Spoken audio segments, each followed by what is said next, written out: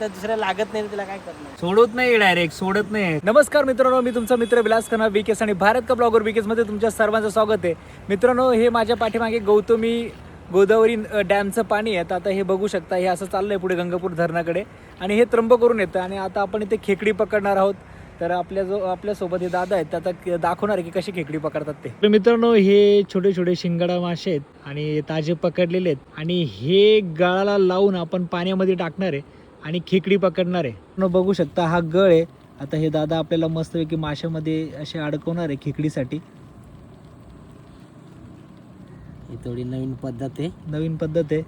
दादा आपलं नाव काय? देवीदास. आता ते आपल्याला खेकड पकडून दाखवणार आहे, नवीन आयडिया दाखवणार आहे कशी करायची बघा.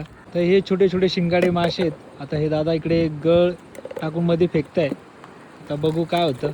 मित्रांनो, बरेच प्रयत्न करत होतो आम्ही, इकडून तिकडे गळ टाकत होतो पण खेकडी लागत नव्हत्या. मग आम्ही एक उपाय केला, अजून काही माशाचे तुकडे तिथं लावले आणि तो गळ पाण्यामध्ये फेकला.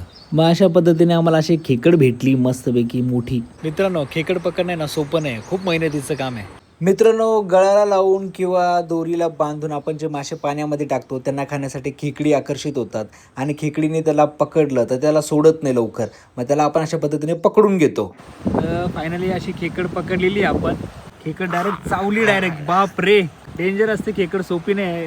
देवा ओला, डायरेक्ट चावली आहे. सोडत नाही, डायरेक्ट सोडत नाही, खतरनाक आहे. तर शेवटी ही खेकड बघा मला पण पकडतीये. एवढे भाजीपुरता होऊन जाईल. छोट्या छोट्या खेकडे आहेत. भाजी करायला तेवढं तर दुसऱ्या लागत नाही तिला काय करणार. तर मित्रांनो, एवढ्या छोट्या छोट्या खेकडी लागताय तर तुम्ही बघू शकता.